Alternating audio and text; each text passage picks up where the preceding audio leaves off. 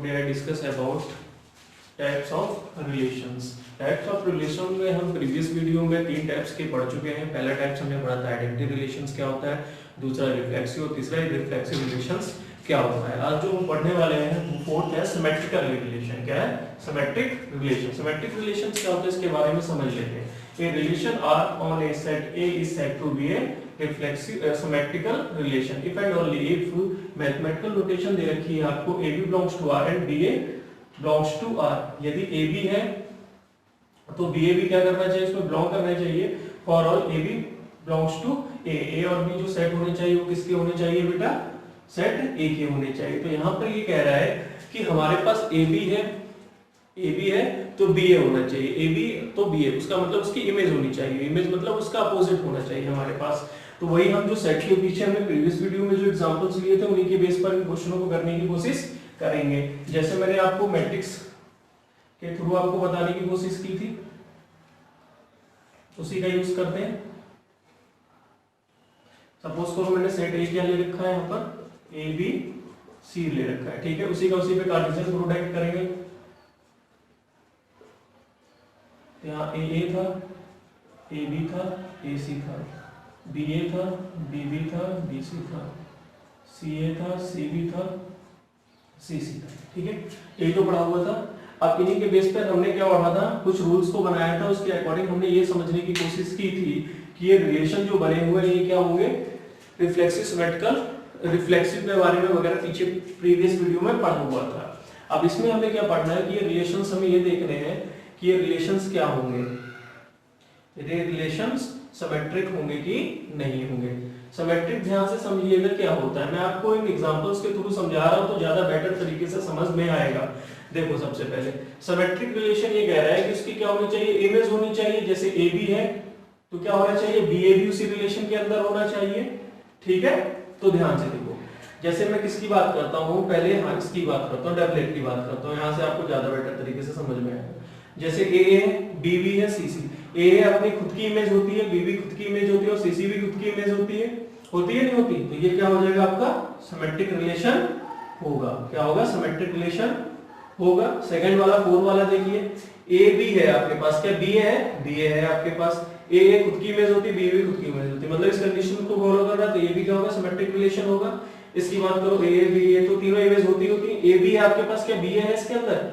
नहीं है, उसका मतलब इसकी इमेज नहीं है इसके अंदर, किसी एक की भी इमेज नहीं है, तो ये क्वेश्चन क्या हो जाएगा हमारा, ये रिलेशन क्या हो जाएगा, सिमेट्रिक रिलेशन नहीं कहलाएगा।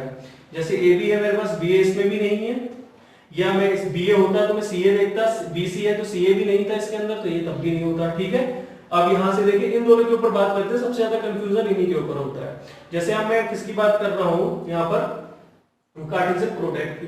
जब कार्टेशियन प्रोडक्ट की बात कर रहे हो तो आप देखो यहाँ पर ध्यान से सबकी इमेज है, बी ए तो ये भी होगा, ये है तो ये होगा, ये है तो ये होगा, और डबलेट अपने आप पे होती होती, उसका मतलब ये क्या हो जाएगा आपका सिमेट्रिक रिलेशन होगा।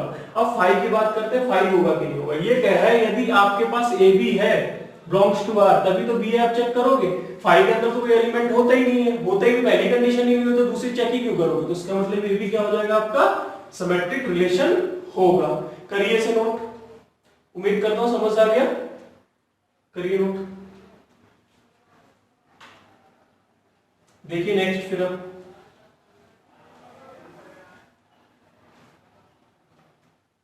नेक्स्ट है हमारा एंटी सिमेट्रिक।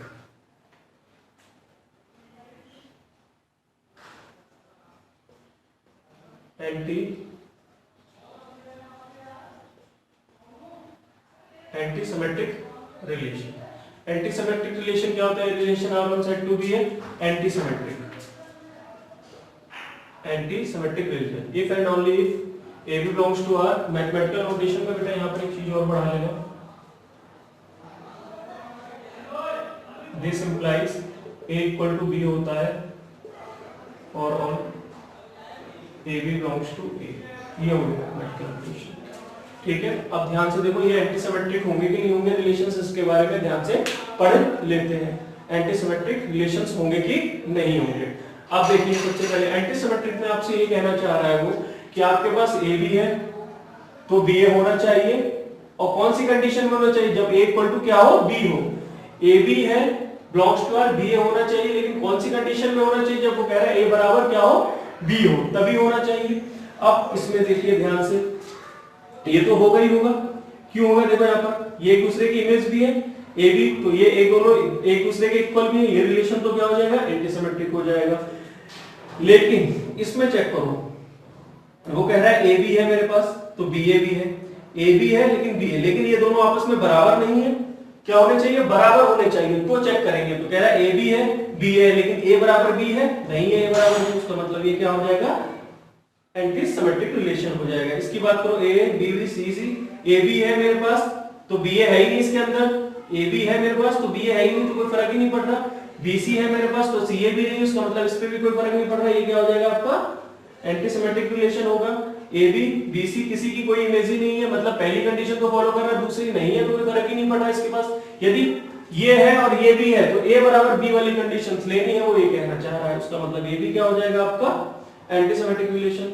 फाइव तो होगा ही होगा क्योंकि पहली कंडीशन नहीं तो दूसरी हम चेक करेंगे नहीं। अब ये होगा कि नहीं होगा, सिमेट्रिक रिलेशन होगा कि नहीं होगा, नहीं होगा। रीजन क्यों नहीं होगा, क्योंकि इसमें क्या होगा, जैसे सपोज करो बी ए है आपके पास तो ए बी भी तो मिल जाएगा इसके अंदर, और बी ए है तो ए बी कौन सी कंडीशन में होना चाहिए बराबर, जब ए बराबर बी हो। मतलब पहली कंडीशन फॉलो हो रही है तो दूसरी भी हो रही है, लेकिन दूसरी कब होनी चाहिए, जब ए बराबर बी हो। यदि सपोज करो पहली है और दूसरी कंडीशन ही नहीं है तो हम दूसरी की बात मतलब दूसरी की बात करेंगे नहीं। जैसे इस वाले केस में क्या है, ए बी है तो बी सी है ही नहीं आपके पास, ए बी है तो बी ए तो है नहीं। यदि बी ए होता तो हम क्या देखते, तो ये क्या हो जाता एंटीसिमेट्रिक रिलेशन नहीं होता। ठीक है, यहाँ पर इसके बाद ये भी क्या होगा, नहीं होगा। ठीक है, करिए नोट, फिर नेक्स्ट पढ़ाता हूं।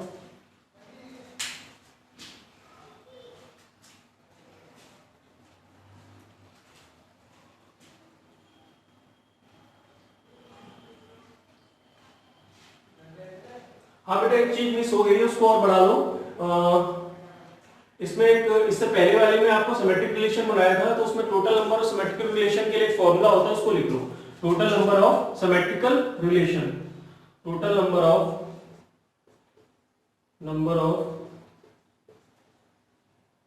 सिमेट्रिक रिलेशन क्या होगा, उसके लिए फॉर्मूला लिख लो। वहां पर मिस हो गया, यहां पर बता देता हूं मैं।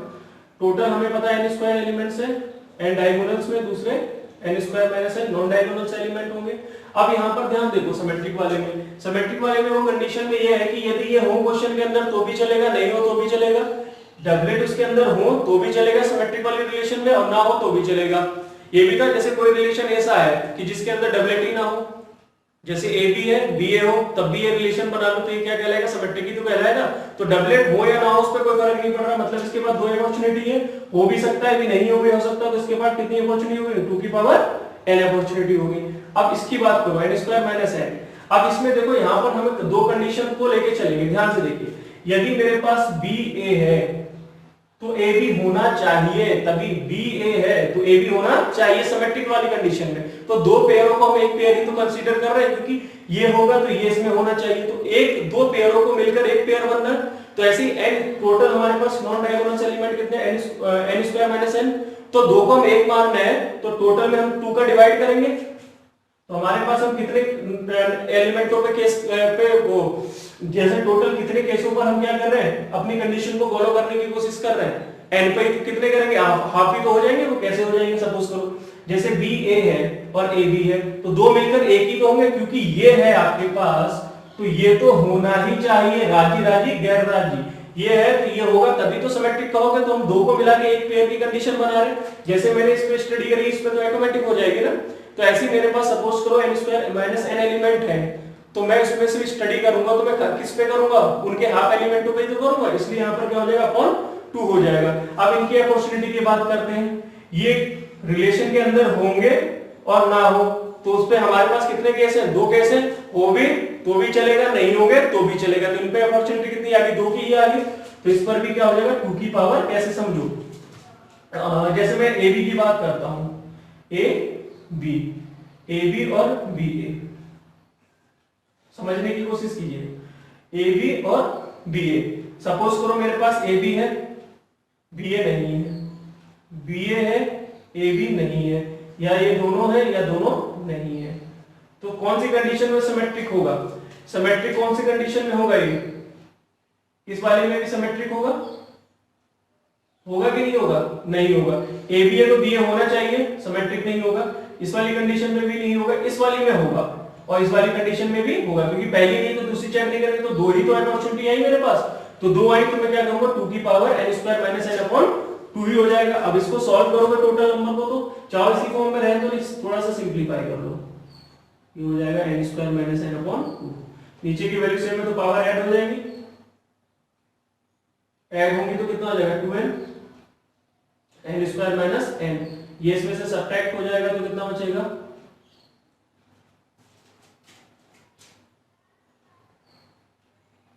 ठीक है, n स्क्वायर n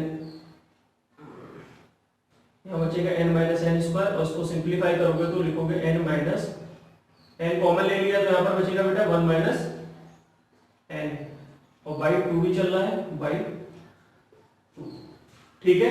यहाँ पर देखो टोटल नंबर ऑफ रिलेशन यहाँ पर है, इनको सिंप्लीफाई करोगे तो करोगे एलसीएम ले लोगे तो यहाँ हो जाएगा 2n minus n square, 2n power add होती है बेटा, ऐड होती है यहाँ पर प्लस होगा, ठीक है, पावर ऐड होती है तो यहाँ पर क्या हो जाएगा प्लस। तो टोटल नंबर ऑफ रिलेशन आपका बन के आया, टोटल नंबर ऑफ रिलेशन क्या बना 2 की power n n plus 1 by 2।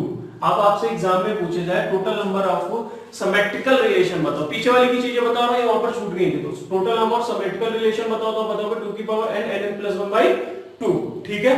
अब देखिए एंटी सिमेट्रिकल की यही बात करते हो, तो एंटी सिमेट्रिक के लिए टोटल नंबर ऑफ रिलेशन क्या होंगे, ये तो समझ आएगा एंटी सिमेट्रिक क्या होते हैं। एंटी सिमेट्रिक उसी कंडीशन में लेते हैं जब a इक्वल टू क्या हो b हो, तो ये आपको मैंने एग्जांपल्स के थ्रू समझाने की कोशिश की है। अब एंटी सिमेट्रिक की बात करते हैं, जैसे हम डायगोनल्स की बात करते हैं, वही बात n स्क्वायर n डायगोनल्स में होंगे, नॉन डायगोनल्स में n square minus n element होंगे।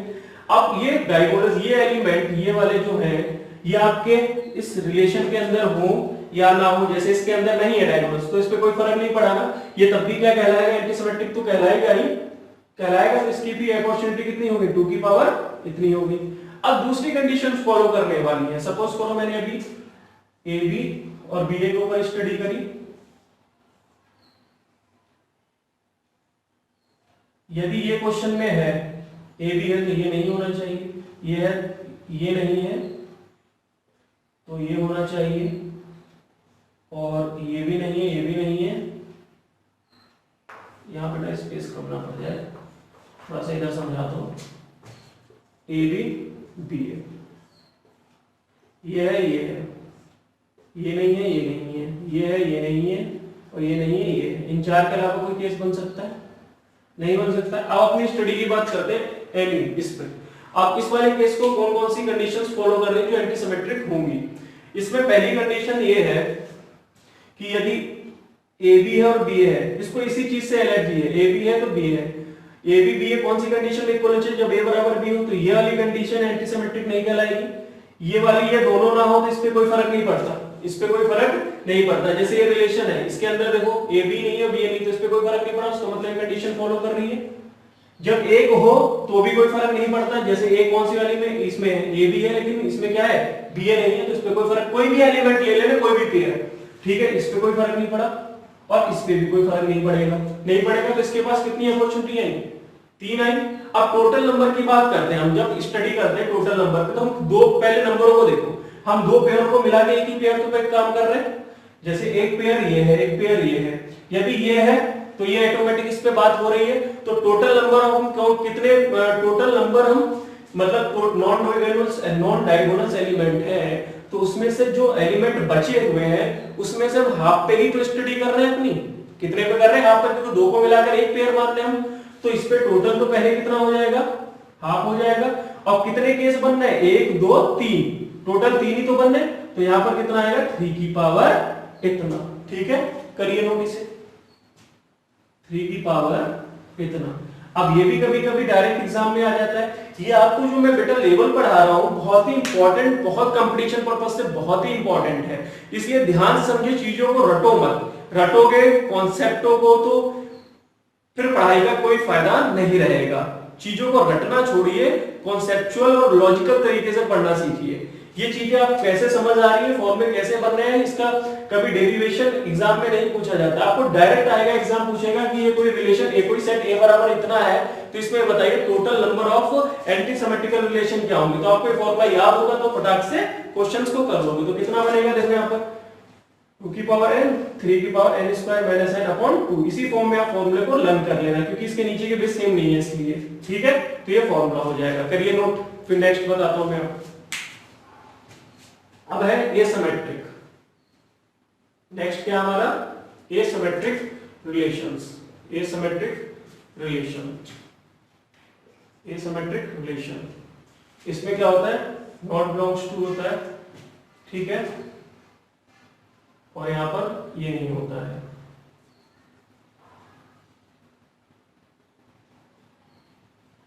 अब देखिए एंटीसिमेट्रिक रिलेशन, एसिमेट्रिक रिलेशन पे बात करते हैं। एसिमेट्रिक रिलेशन मेन यही रहेगी थीम, इनको ध्यान से समझ लीजिए।